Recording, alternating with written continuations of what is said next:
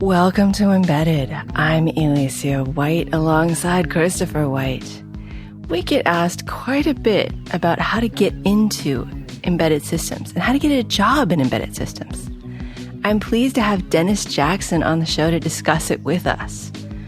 Before we get started, though, the dogs are doing well. Thank you for asking. The thing we didn't get to talk to Alan about was the Hackaday SuperCon in Pasadena in November. He'll be there. He may be speaking. And you can be there too. Tickets are on sale now. Hi, Dennis. Welcome back. Hey, Chris. Hey, Elecia. Thanks for having me back on. It's funny for me to have to ask you to tell us about yourself because I feel like I know you pretty well.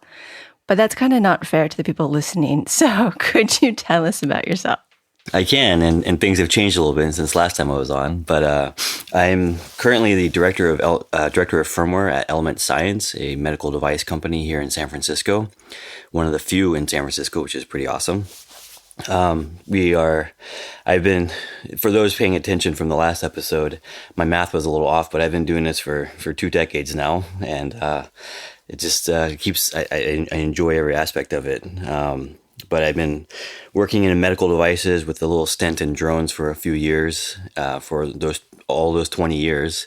And my goals are always to make sure the software is going out is really good, really solid, and make the world a little bit better every time a release goes out or every time a new product goes out. I like to stay focused on medical devices because of the safety critical aspect of it, and also just the helping of people. It's just the thing that I started out. I got lucky and I got started in medical devices and stuck with it. And you were on show number 94, Don't Be Clever, which was a great show that starts out with a lot of discussion about drones and airware. And it was before the FAA had gotten that certification process. Which is now null and void. But we spent a while discussing what it might be, only to find out it was never going to be. Yeah. So I'm looking forward to talking more about the code side of things. Before that, though, we have lightning round. And we have a lot of lightning round questions, so we're going to need you to be very fast. All right. And I've never done lightning round, so I'm actually a little nervous. You listen to the show. You know what's coming. I know. Okay. Favorite, we were just talking about this, favorite movie or book which you encountered for the first time in the last year? Well, this has been a bad year for reading. Favorite movie? Any fiction. Any fiction. I actually read Handmaid's Tale, and I know a lot of people didn't like it, but I thought it was a really interesting view of the way things can go south really quick in a society. So I think that's going to be it. Cool. Favorite tool, but not software. I want a physical tool. Hammer is a really nice tool. Especially for fixing hardware. Best perk you've ever had at a job? Just flexibility, being able to take the time to do things with family, or I need some time off to take care of something, and I'll make it up another time. If you woke up tomorrow as an animal, what animal would it be? Well, funny thing, I was thinking there might be an animal question. I know these aren't fast. Rhino. That's a good one. Preferred voltage? 3.3. Favorite airplane? Ooh, the SR-71. Although the Piper Arrow is pretty nice. I've flown those before, so. If someone gave you $10,000, but you had to spend it today, what would you spend it on? I'd probably buy a vacation. Okay, technical tip you think everyone should know. Learn Make. That's a good one. Chris, you had one more? Favorite office arrangement? Not open. We knew he was going to say that. Okay, so we got in a discussion not too long ago about people wanting to get into embedded systems.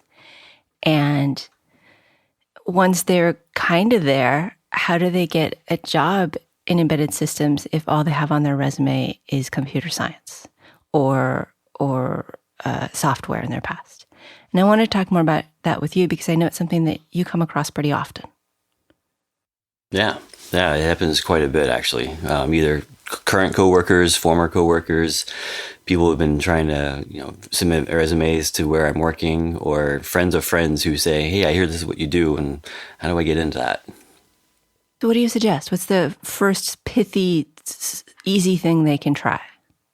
So it's been a huge change in the world in software development, especially embedded development in the last 20 years. Like being able to access some of this stuff, Raspberry Pis, discovery boards, all these things just didn't really exist 20 years ago.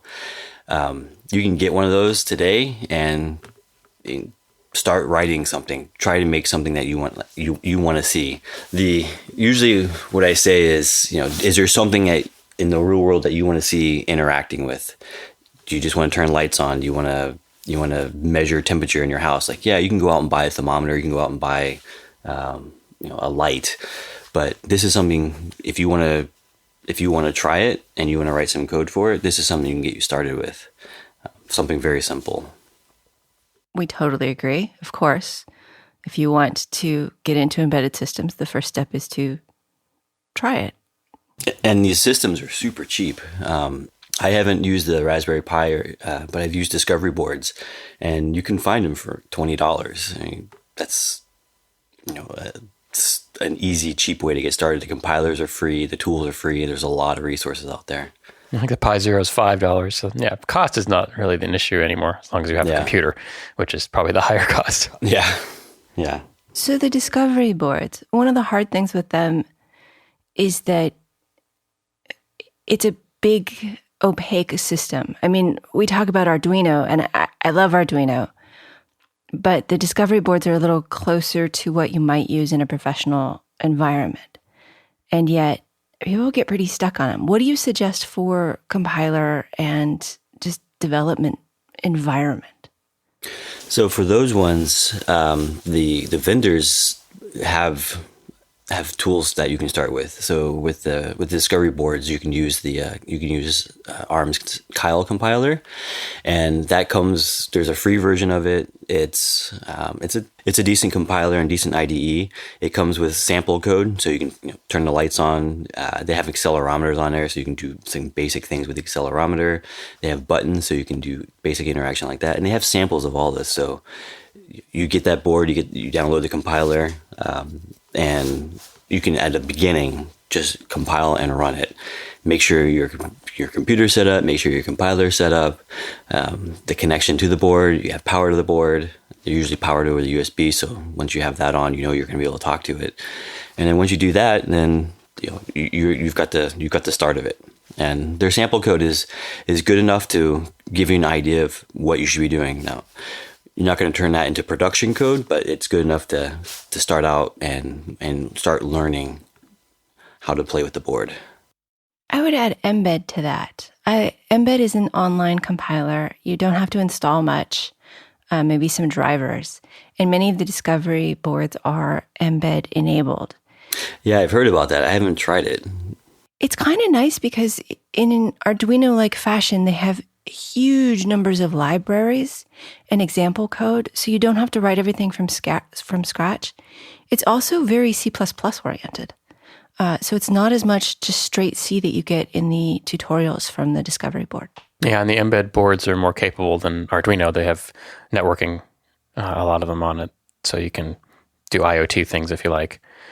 IoT. Why are you making a face? Oh, because the Arduino boards are so big now that the default Arduinos, you need to get a shield and stuff. The Arduino Unos are kind of brain dead, but that covers so much now, and the embeds cover the same things. Okay, maybe it's more. funny. It's funny because I know these things exist, but I haven't used them because typically I'm working on a project that we're using usually an ARM core somewhere in there, and we have the industry tools on there, and usually there's an EE on the team or someone else on the team that says, "Hey, we want to try this new sensor out." By the way, I wrote some. I got an Arduino and wrote something to try it out. I'm like, oh, that was like you did that yesterday. Like we talked about the sensor yesterday, and you already wrote it. I'm like, that's pretty awesome.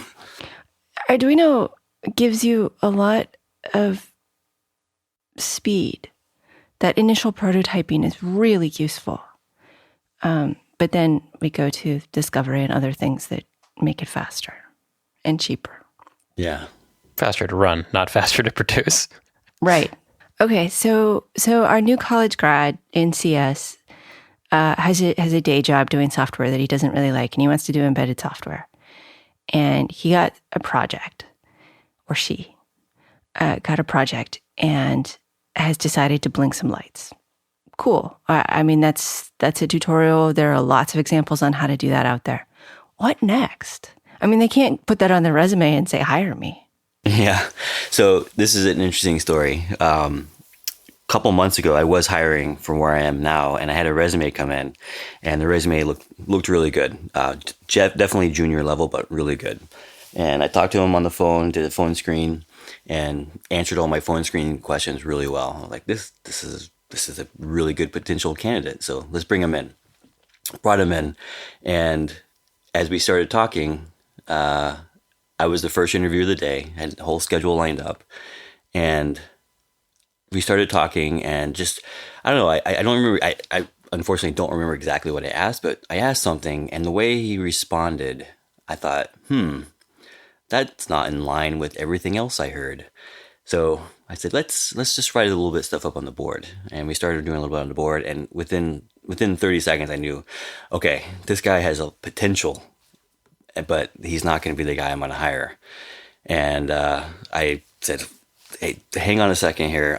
I just have to stop you. And you have a lot of potential, but this isn't going to work out. So, but we're going to talk for a while here. So I went out and told the rest of the interview team, like, this isn't happening. Like, we stopped the interview, and I went back in and talked to him for another hour and a half. And I just basically broke down, like, here's where you are, here's where you need to go. And he was in the fortunate position of being at a company that was doing embedded work. He just wasn't on that team. He was helping test, and he would help find bugs. But as we were talking, I said, well, you guys have a version out. You're probably going to have a new version coming out. And he said, yeah, we're actually, the processor we're using is coming end of life. We're looking at new ones. We've heard a lot about ARM, and so we're thinking about going to that. And I said, this is a perfect opportunity for you. Go buy a discovery board. Get the company to pay for it. It's $20, but worst case, you buy it yourself. And you already have a list of the sensors that you're using. You can get samples of those. You probably have them in-house. You can talk to the EE and say, hey, can I get one of those? And I don't want it on the board, but I want to be able to hook up some leads to it and hook it up to this board. And that is you can take that, get the sample program, and write, either look at sample drivers or start writing a driver that talks to it, get the data sheet.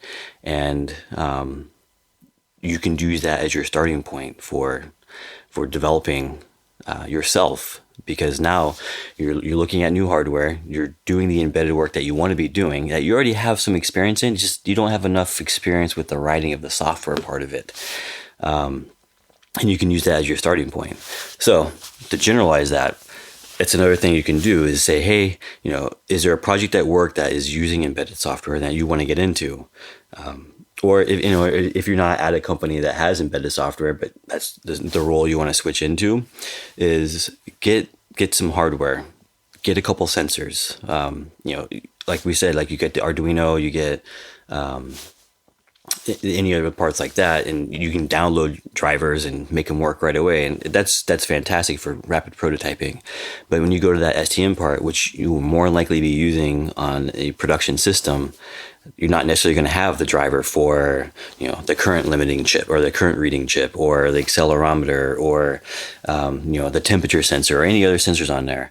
But get something that you can play with and use, and look at that data sheet and start and write a very simple driver for it. And you don't have to. Everyone says, well, you're working embedded, I got to worry about power usage, I have to worry about size limits, I have to worry about putting the processor to sleep. It's like, you know what? That board's going to be sitting on your desk. It's not going into a product. It's not going to be running off a coin cell battery that has to last 6 to 12 months or longer. It's going to be plugged into your computer, running whatever speed that you set that thing up for. You just run it at max speed. Run it at one of the low speeds. It doesn't really matter, but get it running.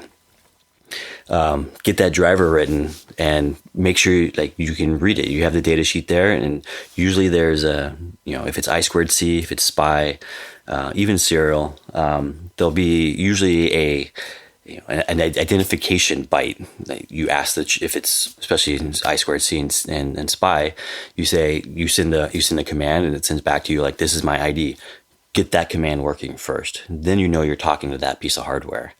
If you're using the accelerometer, get back X, Y, and Z, and now you can pick that board up and you can start moving it around. You write a little something that you write something on your processor that it continually reads that. And do you have printf? Do you have are you using debug? An LED? Yeah. An LED, yeah. Some way of getting output back on to say, hey, the thing is moving and it's reading. Now, the other thing is, I have to worry about interrupts. I have to worry about all this other stuff. Just pull it. That's a very, very simple way to get started. Do the simplest thing possible. Then you can graduate into those other methods to make it more efficient. And more likely, the sample programs are going to have examples of interrupts and DMA transfers. Like that's intermediate and advanced level. Just get it talking. So I would say, just to add to that, if you're going to be playing with SPI and I squared C, you probably want to have some sort of logic analyzer. Yes. Because even the simplest devices that you think are just going to work, sometimes they don't for some reason, or your driver isn't quite right for some reason. Or you wired it wrong. Right. And if you're just doing it blind, it's impossible to figure out what's wrong. That should have been my favorite tool, Elecia. That thing is amazing. Okay, so we've relaxed the constraints. We've decided we are not going to try to build the most power efficient, most RAM efficient, most cycle efficient system. We're just going to build a system. And we're going to use the example code as much as we can, and we're going to learn to use these tools because, we all can use oscilloscopes and logic analyzers because we've been doing this since the dinosaurs roamed. Or since 8051s were in the wild. No, they're still in the wild. And yet, those are all skills. It's like you're making an embedded system and you're not doing all these things that people say, oh, embedded systems are hard.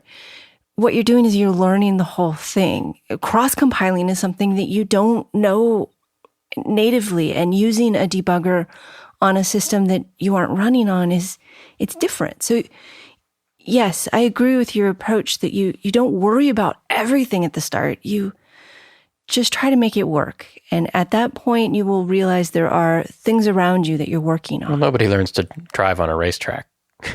No, you didn't? Might have been easier.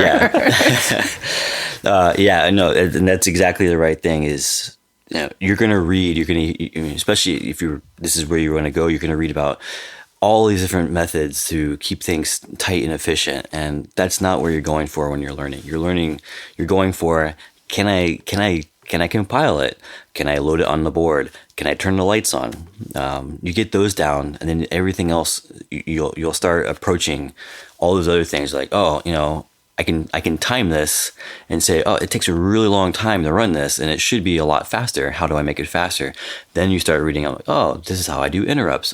This is how I reduce the amount of code that goes on it to initialize or to read those values or do those computations. And the reason I know that printfs take a long time is because it has bitten me. And the way that people will learn how to do these interrupts and callbacks and changing how they do printf is because at some point you'll realize, that's the problem. Yeah. But how long does it take? Okay, so I'm in a software company. I have found a hardware project. Maybe we don't do embedded. Maybe I've decided to do some physical monitoring of our servers or something that will get me a project, some project I can do as a 10% project at my work. And I've done that. But that's actually a really good one. I'd forgotten that one. When I was at Airware, we had a DevOps guy who wanted to do some embedded stuff. And what he did, I'm pretty sure using Arduino. I'm not 100% sure. But he wrote this little device. It must have been, because I'm pretty sure he was using embed. But he wrote this little device that sat on our network. that got messages from our continuous integration server when builds were finished, like when builds finished, and it would monitor those and then keep track of it over time, create a little summary, and then post to Slack. Now, if that is not an integration of a lot of technologies, I don't know what it is. It was doing network stuff. It was network. It was processing internally. Now, it wasn't using, and actually it did blink lights, so we knew like the status of things. So it was an amazing little thing, and it was a little board, probably like 2 inches long, and it just plugged in next to his desk, and we would interact with it via Slack, and just, we'd ask it questions like basic questions of like, what's the build status, and it would return back a list of pass and fails. It was one of the coolest little embedded projects I'd seen. Well, that's a good idea too, because that's normally something somebody would just do on a server somewhere. Yeah. There's no reason you can't do any kind of software on an embedded device. If you have to find an excuse for a project, take some agent that you've got already running that is doing testing or monitoring and put it on some little device. And yeah. In the embed, I said it had networking, but it does have networking, but it also has an RTOS, which makes a lot of that stuff easier. Embed is like a class of boards. It's kind of like saying ARM. Well, but it's also the framework and the library they provide for it. So. And the compiler. And so it's not just one. It's sort of like saying Arduino is not just one board. Right. But yeah. Okay.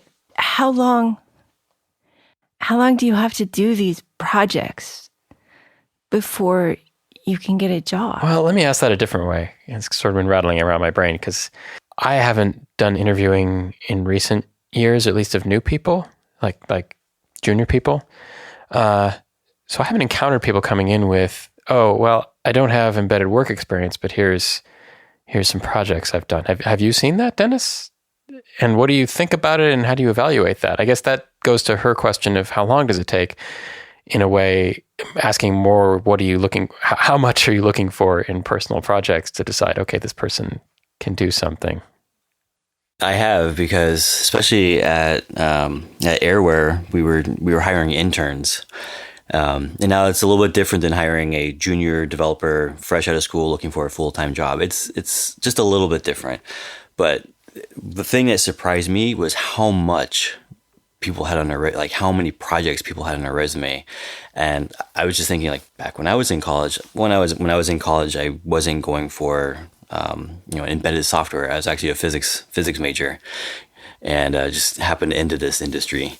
But when I look at these resumes, I'm like, whoa, that's a lot of, like, they have a lot of experience.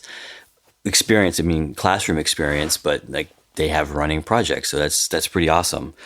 For someone like just coming out of school, like if that's where you want to go, if you're in school and that's where you want to go, like, make sure your classes are helping you create these things, create projects, or join the robotics team.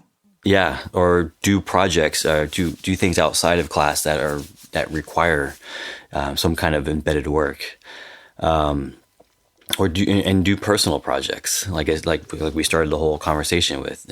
I want to make something that does this thing, and you don't have. And here's the other thing too: is like you don't have to think about it in terms of I want to sell this as a product someday, so it has to be perfect, and there isn't a product on the market that already does this thing. Just do something simple. But coming into, like, it really depends on the companies that you're looking at. Now, if you're going for an early stage startup that has 5 to 20 people, they're not.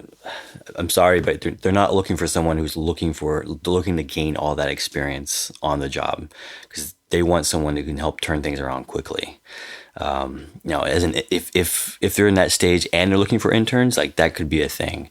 But if you think, I really have a hard time believing like a startup's going to say, hey, you've never done embedded work, you've done some projects, we're going to hire you to make our first product. That's going to be a hard sell.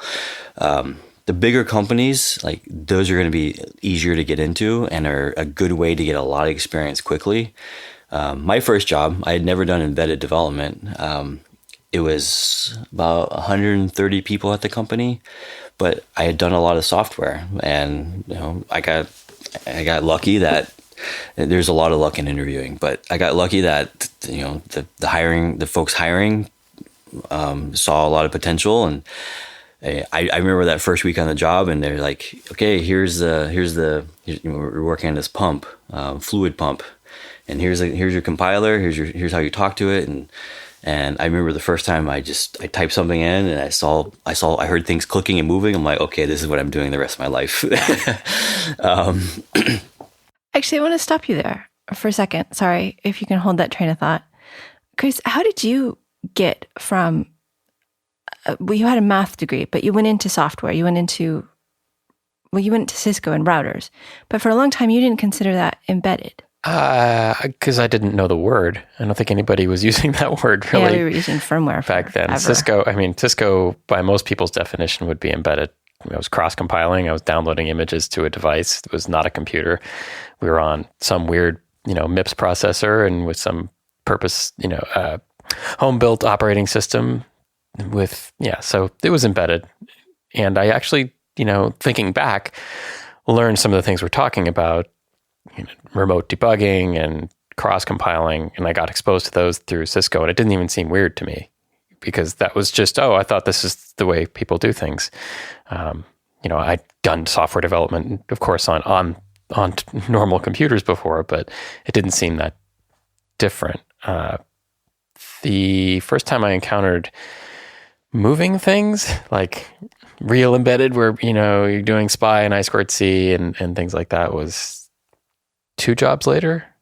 And that was a medical device company. And that was, I'd already, watched your career, so I knew about all of these things. So it's not exactly fair. I wasn't really just dumped into it and shocked by a lot.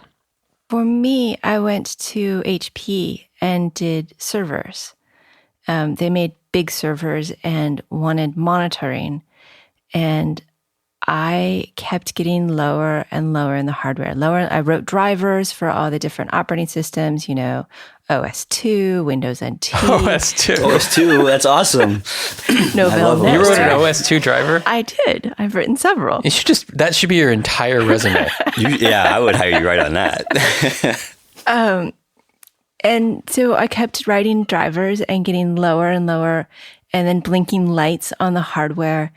And then when I went to go look for a new job, they were like, why are you applying for software? You should be doing embedded or firmware was what they were saying. And I said, I don't know what you mean. And they said, do you really have a signals background? Can you do PID loops? And I said, oh yeah, sure. And they said, well, we'll teach you everything in between. And then, I actually got to do the cross-compiling. Before that, I didn't know about remote debugging and cross-compiling. I went from software to embedded in large part because of luck, because somebody said, oh, you have all the skills, so let's just put them together. Yeah, and seeing output over a serial port, and that's your only interface to things. I mean, there are all these little bits of this is different that you have to pick up. It's hard. We're telling people to do projects, but none of us did. We just kind of lucked into it. I kind of did, maybe. Yeah, I mean, there's gonna be a lot, like when you're learning this, when you're in the real world, you're gonna be doing all kinds of crazy things. Like it's gonna be like the circuitous path, but like you got to get started somewhere. True. And maybe you get a job at a company that does have embedded stuff, and that's what you start working on. Like my first job was at Deca Research, and they were an embedded company. Like the products all had processors somewhere inside of them. Then I went to St. Jude Medical, and I went there to work on the firmware team. But we had other people that were not embedded. They didn't work on firmware. They did not work on embedded software. They worked on application software, but they had said, hey, I wasn't involved at this time, but whoever is in charge at that time they said, hey, I really want to get involved in the embedded side. And I remember there'd be conversations about, so-and-so, he's only ever, he or she, there's actually a man and a woman. They have only written application software for the desktop. They're not going to be able to do it. And, you just show them like, hey, you don't have, a gigabyte of memory to use. You don't have, this infinite hard drive space to save stuff to. You have, actually the device I think had 256K of memory. Like you have this amount. And they just said, oh, okay, these are the new constraints. And, they learned some techniques and things to look out for. And they became like super valuable members of the team. So you touched on a couple of topics in that part of the conversation. I have almost never used the word firmware. Like I'm a firmware engineer, except for where I am now, because that's just the way they've divided it up. I've always said embedded software. And the reason I say it that way is, to me, like people have asked me, like, what's the difference between firmware and software? I'm like, just a couple of letters. It used to have meaning. Yeah, I think it's lost it. Yeah. I mean, if you think about like, okay, I'm writing the software that controls this motor that lives on a PIC that lives in something. Okay, maybe you can call it firmware, but at the end of the day, it's taking input, it's taking output, it's doing something.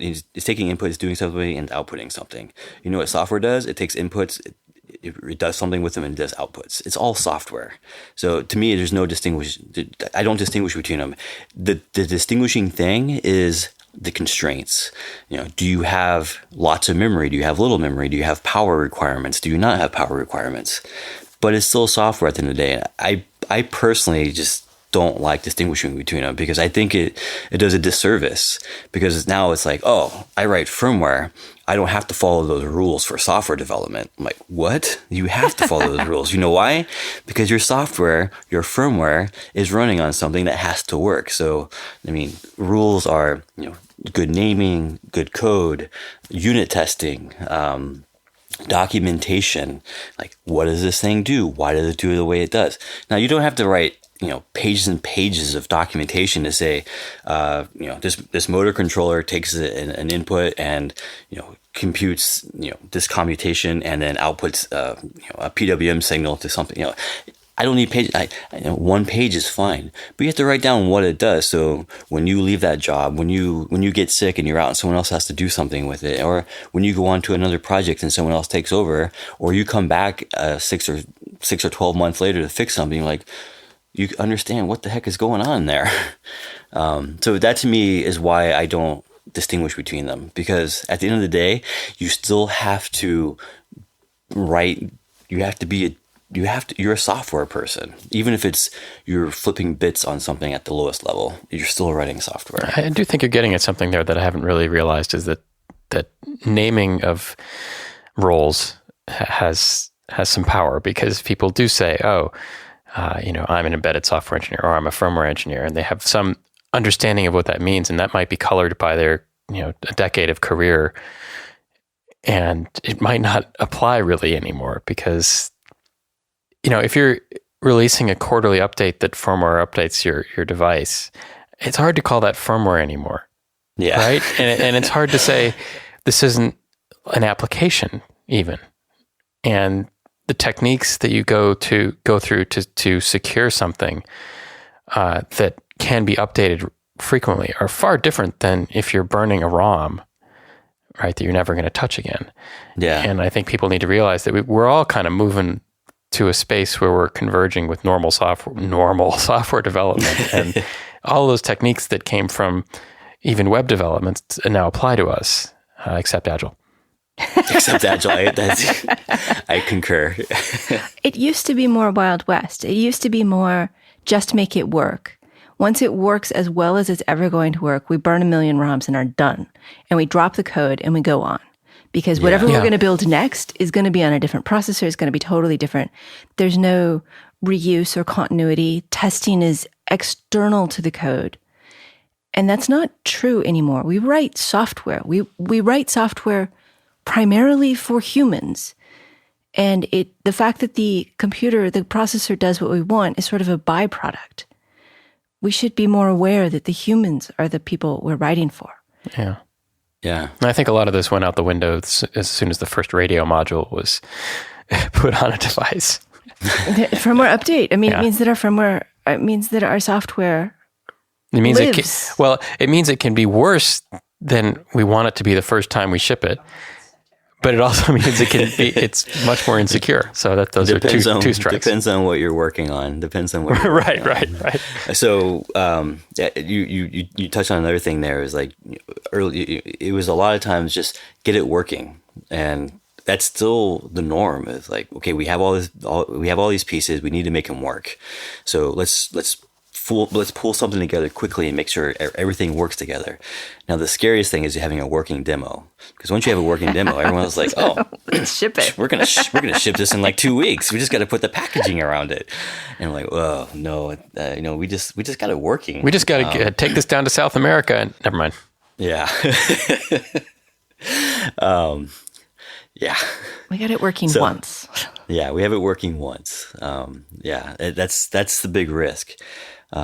But that's where it comes in on the team, and not just the lead, but it's the team who says we aren't, we can show that it works here in the lab. Like, we can put one on someone's desk and they can use it, but here's all the other work that has to happen to make sure that can be done, not just one time, but 10, 100, 1,000, 1,000,000 times, and it works reliably.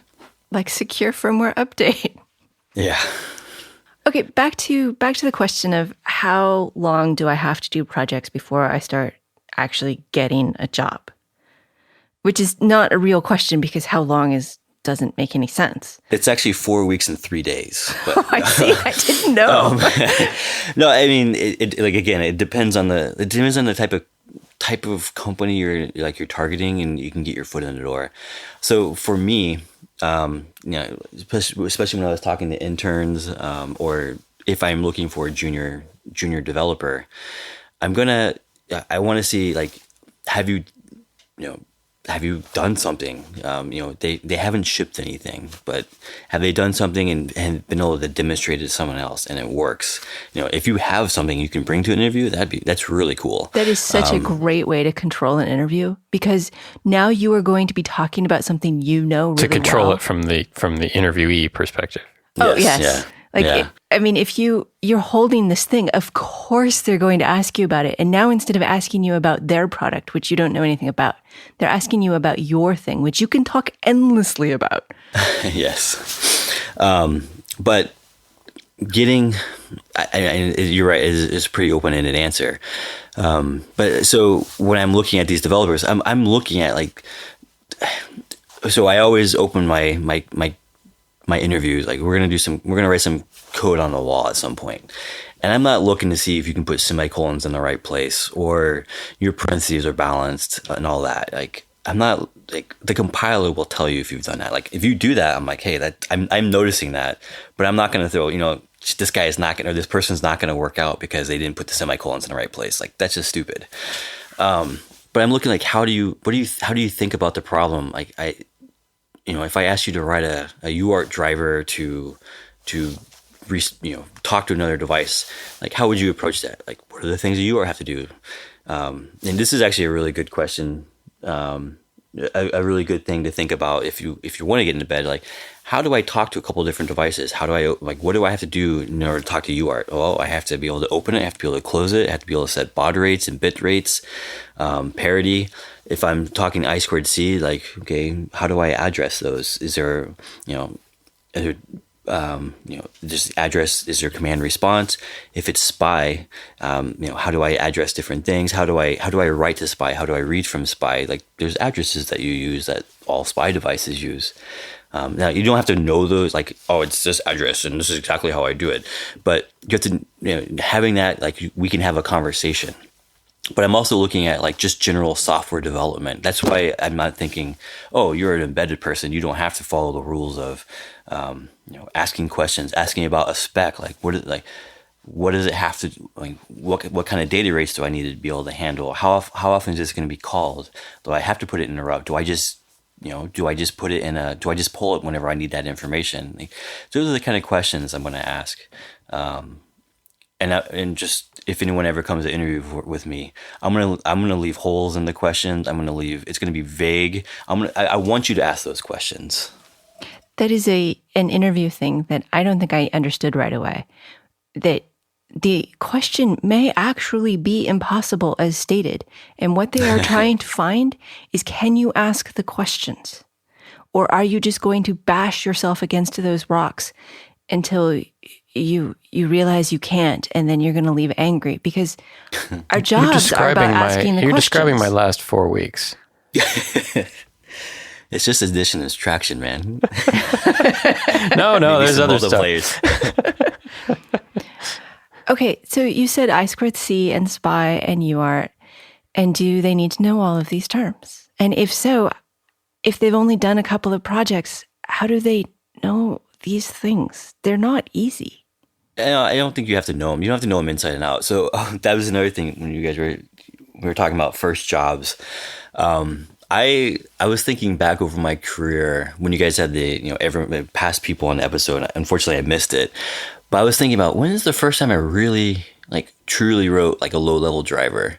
I was like, oh, it had to be back at DECA, my first job. And I was thinking, I'm like, no, I think it was at Airware. I got hired on there. That was not that long ago. I know. It's just the funny thing. So I've been doing embedded work for 20 years, but the first time I really wrote some low level stuff, I think was at Airware. That was 16, 17 years into my career. But I was writing embedded applications. I was working on control algorithms. I was working on, I knew I had memory restraints. I had power restraints. I had all of this stuff. But I was like, I blinked some lights early on. I definitely wrote some stuff that turned displays on and wrote some stuff to display, but the display driver was already there. Someone else on the team had already written it. And I was like, oh, I was just putting stuff on the screen. I guess I did respond to some button clicks. Oh, but someone else wrote the thing that listened to the button, tell me whether the button was clicked or not. I'm like, wow. Yeah, it was pretty far into my career before I wrote some real, quote unquote, true embedded. Yeah, I'm trying to think. It must have been 10 or 11 years into my career. Somewhere between 9 and 11 years before I did that too.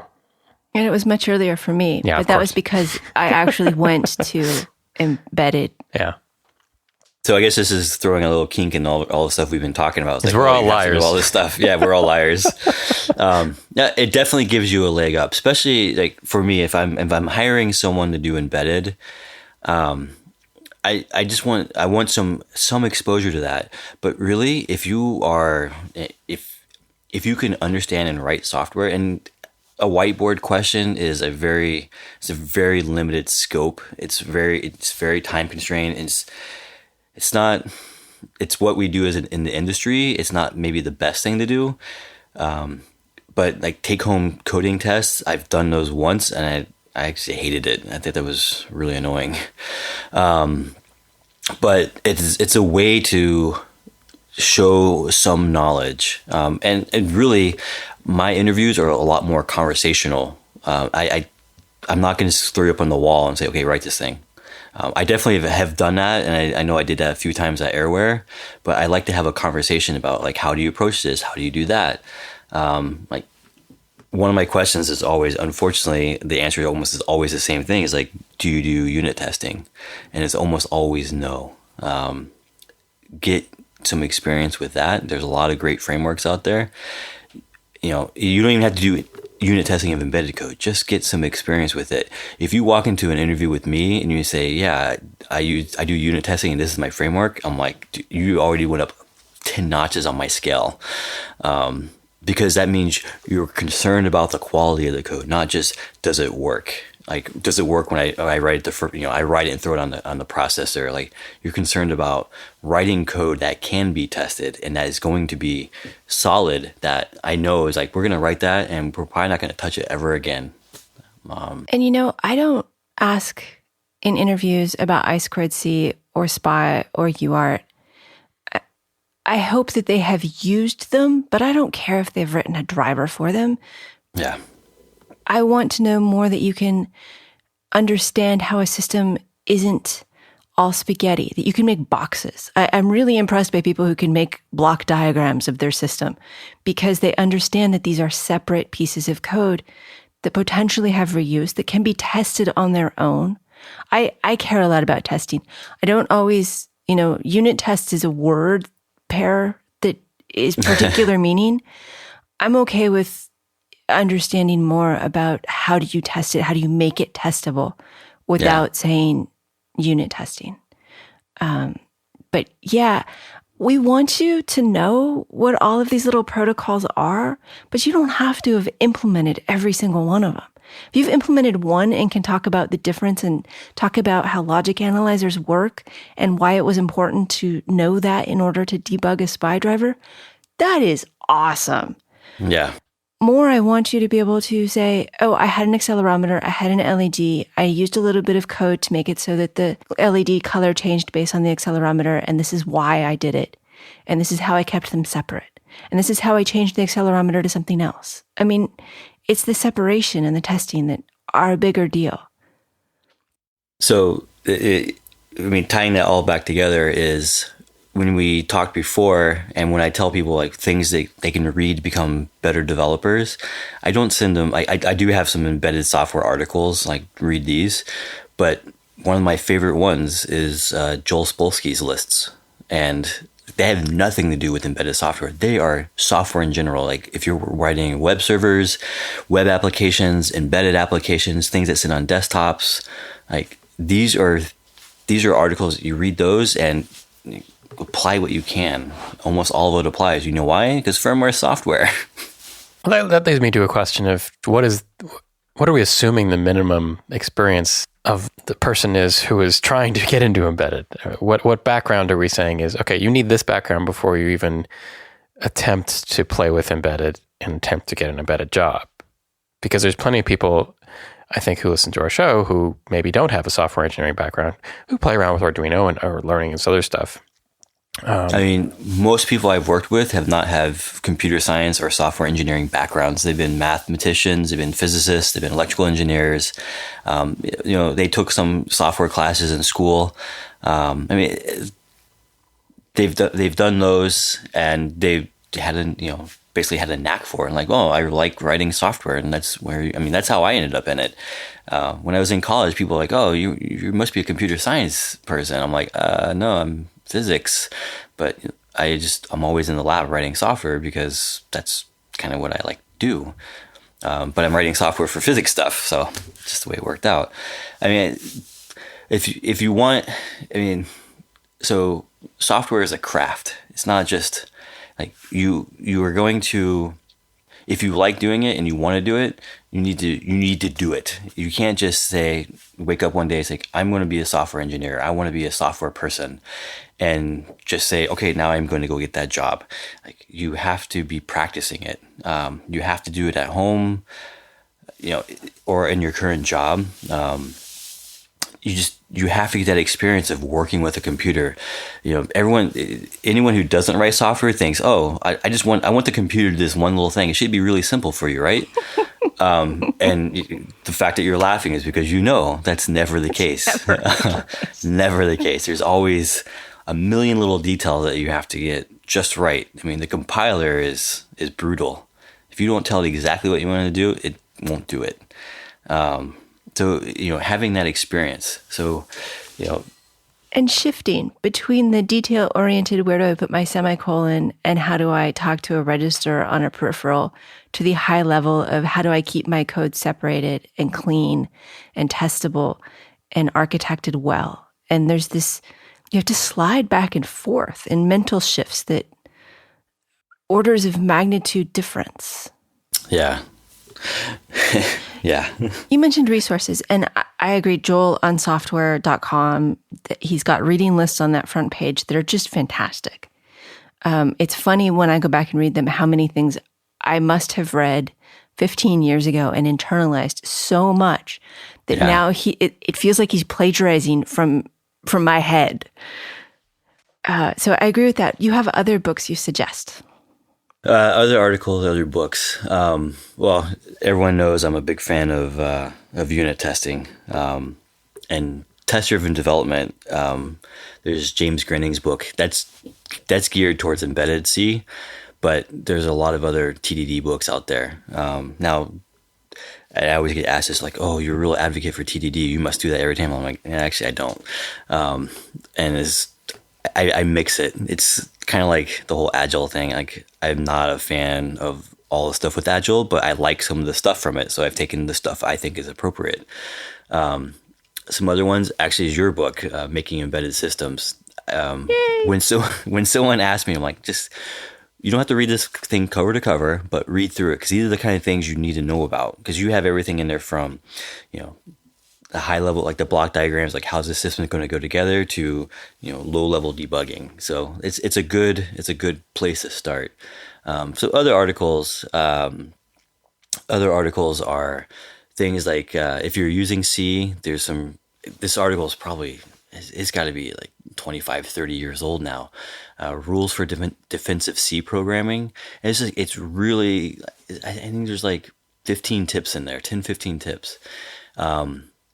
It's just like naming, putting units on your names.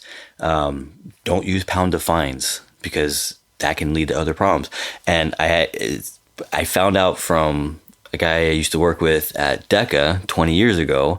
I was gone from there a few years, and he said, we found this problem in the released version of software, and it all came down to a pound define being incorrect. And it had gone through all the testing, it had gone through everything, and it had been out in the field for a while. But I'm like, I went back to that article and reread it, and I was like, yeah, right there. Some other things is like, I know a lot of the embedded world uses C, and C is a great language. It's very powerful, and it'll let you cut your own foot off. But the article is why you're still using C, and it's advocating for using C++. And I've kind of mixed back and forth between C and C++. My current project's all in C, but it's funny because I've been there 7 months now, and as I'm looking at it, I'm like, oh, you guys should just use C++, because the code is written to try and do that. Like all the things that C++ gives you for free, they're trying to do in C. I know that, and 20 years ago, the arguments were, well, C++ has all this extra overhead. Like you have all these things you can do. And you know what? C++ has gotten a lot bigger. You make spaghetti code, says the person in a bowl of spaghetti. Yeah. It's like, you don't have to use all those features. You can use a subset of it. But, take a look at it. I do remember a story from way back that when I started at DECA, they were using C++, and they had an interview candidate come in and say, you absolutely cannot use C++ in embedded software. That guy didn't make it very far in the interview process. The robot escorted him out. Yeah. Then there's another set of articles that were in, I think, EE Times way back in the day. 30 pitfalls for real-time systems development. And that's another one. It's just, so I have this set of articles. I keep them. I have them on, I have PDFs of them. And whenever someone starts, I'm like, read these. Or actually, I usually do it when, we've made them an offer and they've accepted and they haven't started yet. I'm like, here's some stuff to start out. Especially, and interns too. I send them the articles. Like, these are good things to read. Like, I'm not going to quiz them on day one, but it does come up in conversations, and I can usually tell if they've read them or not. And in that time, it's like when you get a new device, like you want to start playing with it and seeing how it works, and you put the manual to the side. But if someone were to hand you the manual before you ever got the device, you would actually read it. You might not read it cover to cover, but you're going to look through it. So I like to give these articles when they're excited about the job, but they haven't come in and seen like, okay, now I have to make all this stuff work. So it's that little window of opportunity to sneak these things into them. And I usually give them the TDD. I buy the TDD book as well and send it to them, or it's sitting on their desk when they start. But those are just the TDD book. Sorry, I have the Making Embedded Systems as well. Maybe I should add it to my list. I will. Especially the more junior developers. But none of these are new. None of these came out in the last 6 months. No. That goes back to software being software. It is, yes. That's why my favorite tool is Make. There's a great article that someone had given me when I just a few years ago that now I pass around when people say, what, Make? Make is like 40 years old. I think it just turned 40 like this year, maybe last year. And my favorite thing is like, oh, we can't use whatever tool it is because, it hasn't been updated in, 6 months, 12 months. I'm like, Make hasn't been updated in a long time. And it's based on a 40-year-old plan. And but you know what? It works really, really well. It's got some quirks. It's got some things that you got to watch out for, but it works really well. And I see all these other systems. People are like, "Oh, we've replaced Make with this new system that sits on top of Make." Either sits on top of Make or recreates it poorly. Because like, oh, it handles this one thing that Make doesn't do. I'm like, yeah, but it doesn't do the other 40 things that Make does really, really well. Like, you don't do them at all. I'm like, oh, but that's not that important. And you see them like every week they have a new release that does another little feature. I'm like, yeah, I'm sticking with Make. I'm old school like that. Sometimes you find tools that work, and even if they're quirky, you keep using them because they're effective. Oh, so another question you didn't ask in the lightning round was, I think you asked it recently, either last week or recently, was IDE versus command line. And I use both. I use the IDE to debug. I use the IDE to do simple, like whatever project I'm working on to do the build right then, because I'm in the groove. But every project I work on can build from the command line. It's a Make target, and you say Make. Either Make and it's the all target, the first one, or a special package. The reason you do this is because when you go to release this, you don't want to say, "Hey, we're doing a release today. Is Joe here? Is Sue here? Like she's up for the release." You don't release from your desktop. You release from your continuous integration server. This is another software in general best practice is having a computer that is not a development machine that can do all your builds, and your IDE is not going to, your build machine is not going to open your IDE and click build and save off the packages. All that stuff has to be scripted. It all has to be driven from a command line. That thing sits in a closet, and it either runs every day, every night, every branch, every commit. You can set this. You can set whatever you want. Mine runs on every commit, by the way. Commit to the main repo. But that thing, when you go to do the release, all you do is you kick off the release branch. You update, the version number, any other little pieces of documentation that you want to have on there. You push it to the server, and depending on how long your build takes, 5 minutes later, you have your release candidate. Now you should go off and do your formal test. Oh, you know what? All your unit tests ran on the release server as well. All your unit tests pass. If you are really far along, you've run basic smoke tests on hardware from your integration server. There's probably still some stuff that you have to do manually.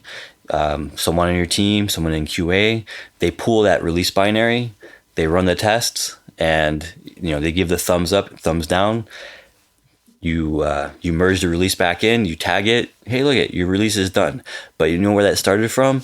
Being able to build from the command line, being able to build the entire project from the command line. That's actually one of the things from the Joel's list as well. Can you build in one step? And it's amazing how many people don't do that. They say, "Oh, we're going to release. Go pull down the latest branch or the latest, whatever develop is or master, whatever, however you do your release process. Change the version number and hit compile.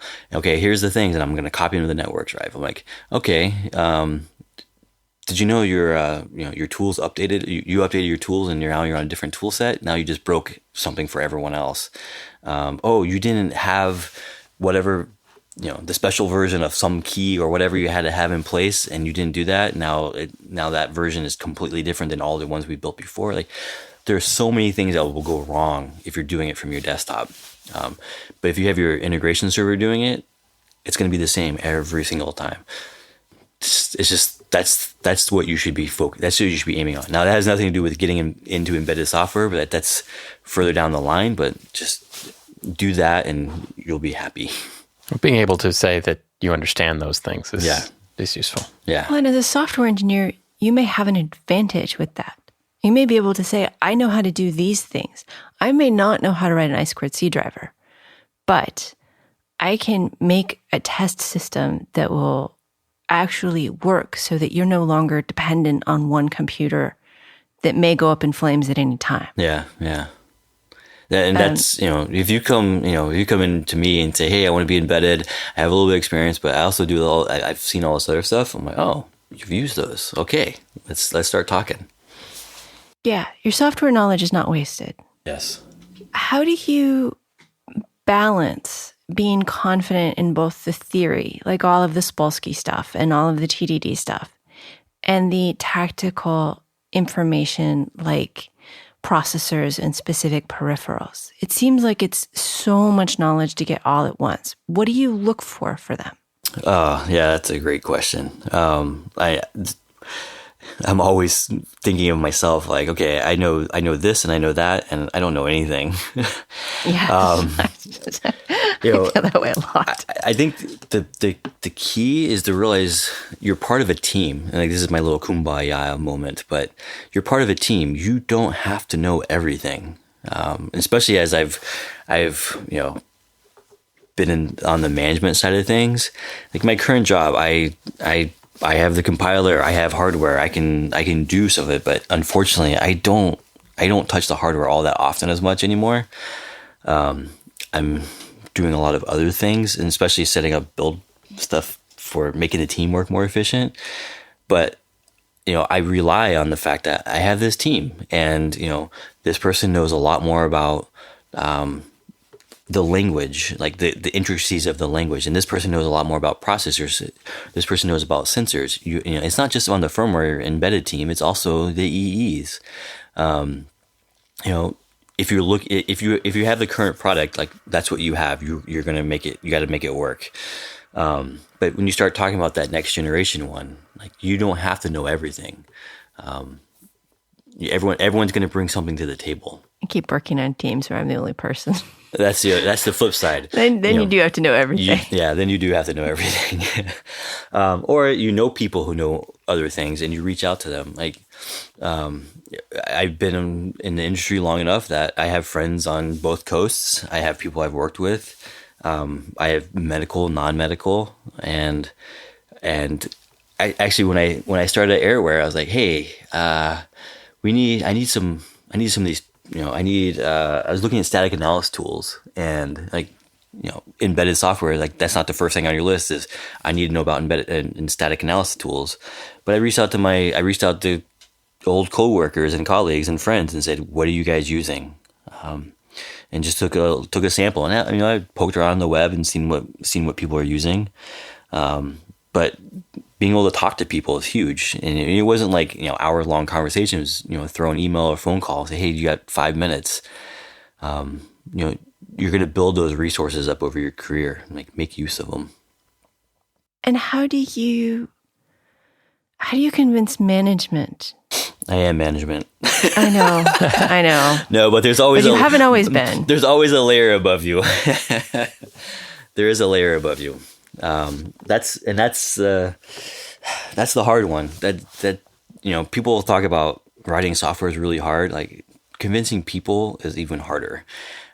People aren't compilers. They're not a piece of hardware. You just if you get it just right, they're gonna go your way. A lot of it is demonstration. If you need to lay out thousands and thousands of dollars, like you're not going to just go get that tool and start using it. But maybe you can demonstrate some of this, like a CI server, continuous integration server.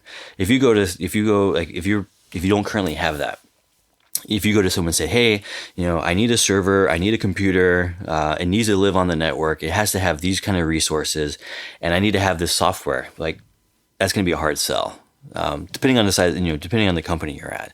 But what you can do? You can find, hey, is there a computer that's just, an older computer that's no one's using anymore, an older laptop?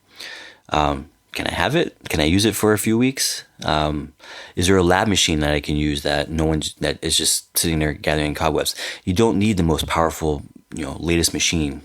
You just need something that runs. There are free CI servers out there. There are free tools. Jenkins is what is a very popular one. A lot of people use that. You're going to have to learn. Like I'm in the business. I'm learning it right now. Like I've got it set up, but there's so many things about it that I just don't know. But get that set up, have it sitting on your desk, and do that. If you, especially if your boss or your team lead is like, we got to get this thing out, and you don't have time to work on these other things. Lunch hour is a great time. Grab your food, eat it quick, and get back. After hours, and baby steps. Yeah, baby steps. You're not going to get it in the first step, but get it set up. Can it read from your repository? You might have to create some, depending on where things are. You might have to create an account for it. But until you get that all rolled out, use your account. Like if it's on a remote, like if you're using GitHub or Bitbucket or any remote code repository, this isn't your production level. This is I want to prove that this works, and get it set up to it runs once a night. And you can come in the morning and say, look, it did this, or it runs, at lunchtime, so you can see the results right away. So a lot of times that's one example, but a lot of times it's just setting up an example of why you want to go somewhere. Now, if you're using embedded tool chains that have really expensive compilers, you're not going to be able to do that. But maybe you can run it on your machine. Like now you are working on your machine, so you don't want to distract. You don't want that running while you're doing things. But you can set it up to run. Like if you don't take your machine home, have it run at 7 o'clock in the morning or 6 o'clock in the morning before you come in, or have it run at the lunch hour, so you can sit there and watch it and make sure everything's working. That's for like a CI server. And for other tools, I've seen this before too. Is like a static analysis tool. On Linux, you have lint. That's it's an old school tool, but it works. It gives you a lot of information about your software, and you can't just, maybe you can't go to your project lead and say, we now must use lint or whatever static analysis tool you want to use. Like that's the only way we can do really, really good software. Run it on your code. Run it on the stuff that you're working on. Make it part of your development process, and in your code reviews, hopefully you're doing code reviews. People start saying, you're not, QA is not coming back for saying, hey, we found these problems, or your tests are always passing, or like you can start demonstrating like the code is getting better, or you can just look at the code and say, look at. As you're reviewing other people's codes or your code, or as you're making modifications to other parts of the code base, you can be making these improvements. And when people say, "Hey, why did you add this check in here? Or why did you why did you change this?" I was like, "Well, that's a common error that causes this, that gets hidden by this other thing. And how did you find that? How did you know about that?" Well, I use this tool called Lint, or I use this other Clang or CPP check. That's a free tool. Same thing. I use this tool. I've been running it over the code and identifying, potential problem errors. They're not 100% guaranteed to be problems, but these are things that could cause a problem down the line. If you have a GCC based project, or you have a project that can be built in Clang, run it with Clang and see if it's, their compiler is really good at spitting out a lot of other warnings about what could go wrong. Like your tools use your tools. They're there to help you. Yeah. And that gets back to like, you can do things within your own little sphere. And then maybe, the person sitting next to you says, "Hey, I've noticed you've been doing that. Like, can you show me it?" And like, "Oh yeah." And like, "I have it built in here." And like, now they start using it. It's a little bit of a guerrilla warfare, but sometimes that's what you got to do. Especially if you don't have a lead that's like, "Hey, if the lead's like, we just got to get this out," like maybe you can help change it from the bottom up. And that does work. But going in and putting your foot down and saying, "We should do this," and you have 25,000 errors in your code, it doesn't work. And you bash your head against the wall, and it's no fun for anybody. Yeah. And yet, if you can start being the person that everybody goes to because your code works, and your code works because you use a tool that tells you, you use a tool, you use unit testing, and suddenly you're the person everybody wants to go to. It takes a while. It does. It's baby steps, and it's a lot of learning the tools. Yep. Because you don't necessarily want all of those warnings. But that's actually a good one. You need to start going. You need to start doing it. Yeah. And yes, it's hard to start. Another really, really simple one is if you don't have warnings as errors turned on in your build, right? Start eliminating those errors and then turn that on. And now other people on the team are going to, turn on your build, commit it to the repo. Talk to people, say, hey, I've eliminated all the warnings. They should notice it. If they're not noticing the error, the warning count go down, start wondering about your coworkers. But I mean, once you get it down, if you can eliminate all those, talk to the lead of the project and say, hey, I took some time. I'm delivering. Make sure you're delivering the things you promised to deliver on. But say I took some time and I've eliminated the warnings. Can we turn this on so it's now an error so that we don't get any more? And just say, the warning. My favorite thing is leaving warnings on, and people say, "Oh, it's just a warning. Don't worry about it." But a warning is a compiler telling you, you're doing something a little weird. I'm not sure that's really what you want to do, and maybe it is. And if it is, there are compiler flags that you can go in and say, ignore it for this one piece of code because we're doing something really, really clever. Don't do clever things, and that you'll be better. But you can turn it off for very specific cases. That's the better thing to do than just say, oh, just ignore the warnings. Because those warnings are going to come back and bite you at the worst possible time. You're going to be doing a demo in front of your CEO, in front of the company, in front of a customer, or that thing's going to be shipping and it's in the field. That's when that warning is going to break. So we have this Slack channel that is private, and Dennis is on it, and a couple other people, Andre and Svek, and some other experienced engineers who are all nominally supposed to be writing for the Embedded FM blog, but I'm noticing some deficiencies there. Anyway, we have this channel and we talk on it. And Dennis often mentions unit testing and continuous integration servers and things he's working on at work like that. And everyone on the Slack channel wants to work at Dennis's company. I don't think we place enough understanding that not only are these making better pieces of code, better software, better devices, it's making a better environment to work in.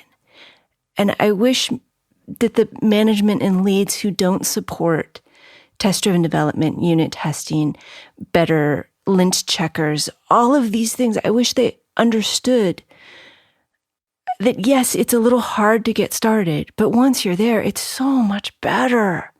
And experienced people know that.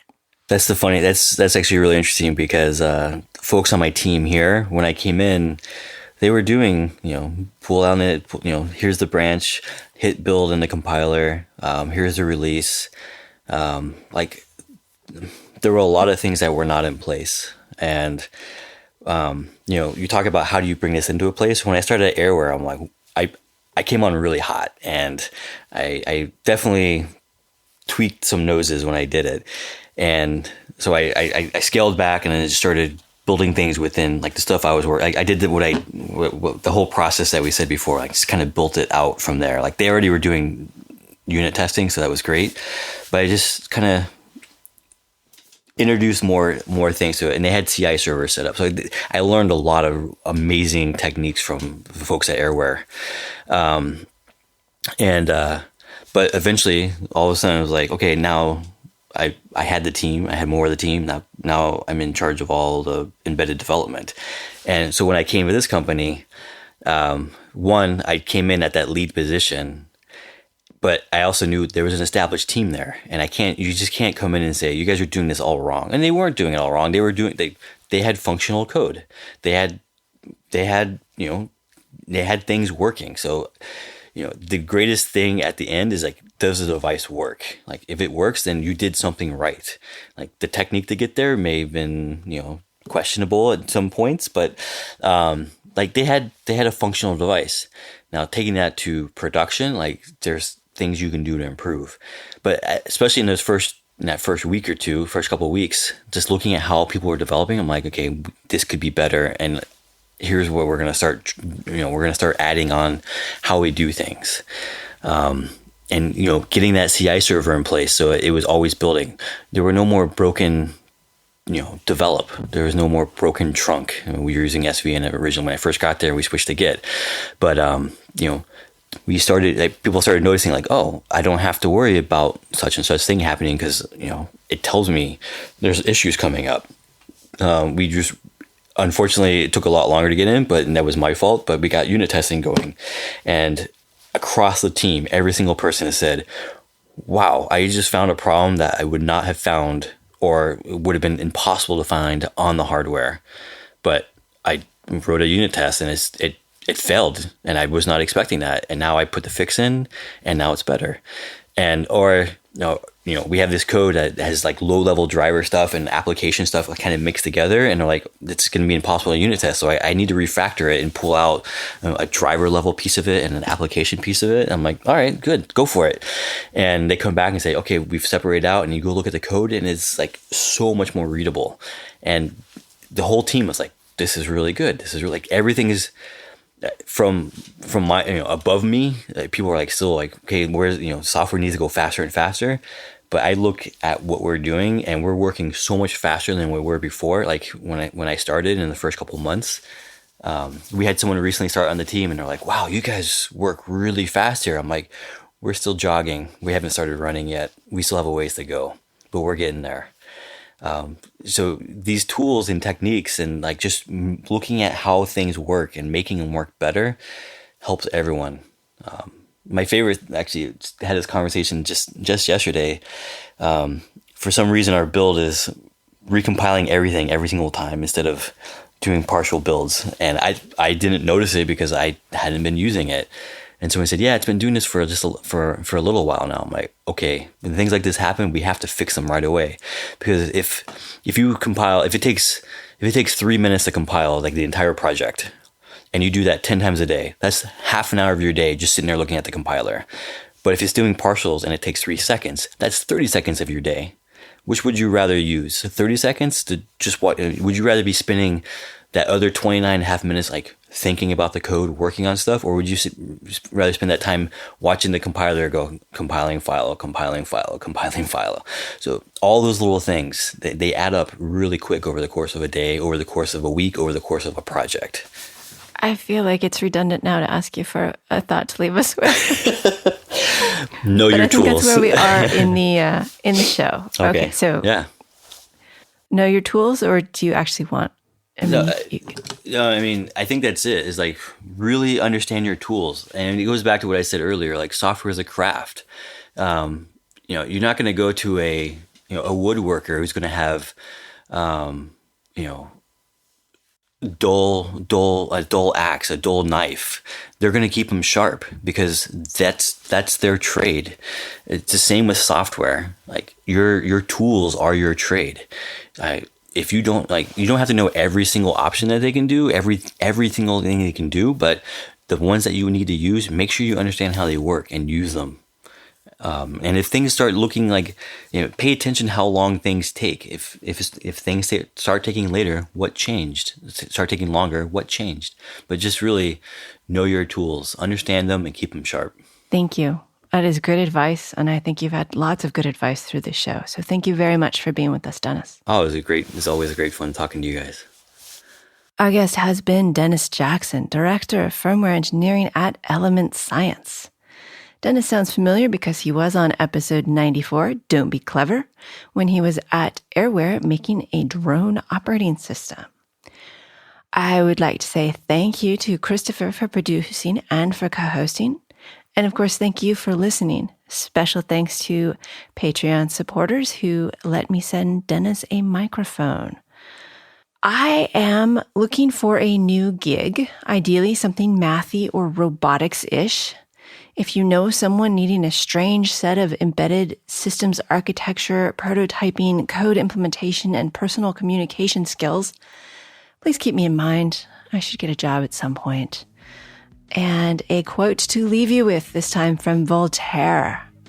The perfect is the enemy of the good. Embedded is an independently produced radio show that focuses on the many aspects of engineering. It is a production of Logical Elegance, an embedded software consulting company in California.